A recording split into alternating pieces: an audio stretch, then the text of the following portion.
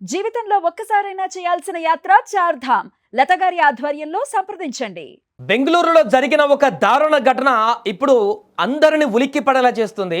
ఎందుకంటే ఇప్పటి వరకు డ్రమ్లో పెట్టి చంపేసిన ఘటనలు చూసాం, హనీమూన్కు తీసుకువెళ్ళి చంపేసిన ఘటనలు చూసాం, కుక్కర్లో పెట్టి చంపేసిన ఘటనలు, ఫ్రిడ్జ్లో పెట్టిన చంపేసిన ఘటనలు చూసాం. కానీ ఇప్పుడు ప్రేమిస్తున్నాను, ఒక డిఫరెంట్ స్టైల్లో, వెస్టర్న్ స్టైల్లో ప్రపోజ్ చేస్తానని ఒక మహిళ తన ప్రియుణ్ణి కుర్చీలో కూర్చోబెట్టి డిఫరెంట్ స్టైల్లో ప్రపోజ్ చేస్తానని తన కాలు చేతులు కట్టేసి, కళ్ళకు కూడా గంతలు కట్టేసి ప్రపోజ్ చేస్తున్నానని చెప్పేసి తనను అదే కుర్చీలో తగలబెట్టినటువంటి దారుణమైనటువంటి ఘటన ఇప్పుడు బెంగళూరులో చోటు చేసుకుంది.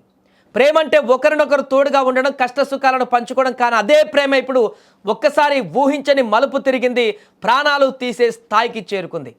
ఒక మహిళ చేసినటువంటి ఈ పని ఇప్పుడు బెంగళూరులో తీవ్ర సంచలనంగా మారింది.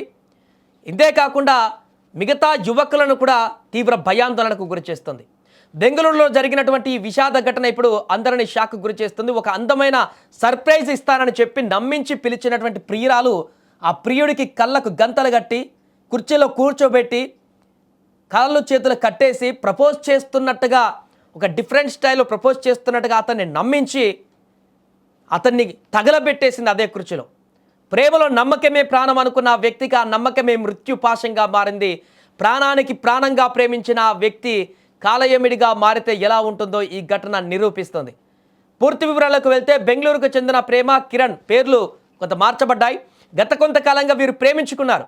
వీరిద్దరి మధ్య సంబంధం చాలా కాలం పాటు సజీవంగా కొనసాగింది. అంతేకాకుండా వీరి మధ్య గత కొంతకాలంగా చిన్నపాటి గొడవలు కూడా జరుగుతున్నట్టుగా తెలుస్తుంది. ఈ క్రమంలోనే కిరణ్ను ఎలాగైనా వదిలించుకోవాలని నిర్ణయించుకున్న ప్రేమ ఒక భయంకరమైనటువంటి ప్లాన్ వేసింది. ఒకరోజు కిరణ్ను తన ఇంటికి పిలిచి నీకు ఒక పెద్ద సర్ప్రైజ్ ఇస్తారని నమ్మబలికింది. ఆ సర్ప్రైజ్ ఏంటో చూడాలంటే కళ్ళకు గంతలు కట్టుకోవాలని కోరింది. ప్రియురాలు ఏదో మంచి గిఫ్ట్ ఇస్తుందని అమాయకంగా అదే కుర్చీలో కూర్చున్నటువంటి కిరణ్ ఆతృతగా ఎదురు చూడడం మొదలుపెట్టాడు, కళ్ళకి గంతలు కట్టుకొని.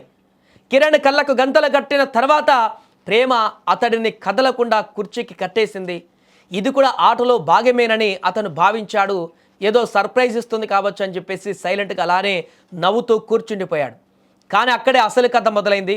ఒక్కసారిగా అతను కదల్లేదు అని నిర్ధారించుకున్నటువంటి తర్వాత ఆ వ్యక్తి, ఆ మహిళ అతనిపై పెట్రోల్ పోసి వెంటనే నిప్పంటించింది. మంటలు అంటుకోవడంతో కిరణ్ ఆహాకారాలు చేశాడు.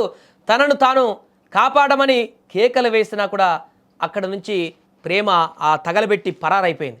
స్థానికులు గమనించి కిరణ్ను ఆసుపత్రికి తరలించేలోపే అతను తీవ్ర గాయాల పాలయ్యాడు. ఆసుపత్రికి తరలించి చికిత్స పొందుతూ కిరణ్ పరిస్థితి విషమంగా మారింది. ఈ దారుణమైనటువంటి ఘటన పోలీసులు కేసు నమోదు చేసి దర్యాప్తు చేస్తున్నారు.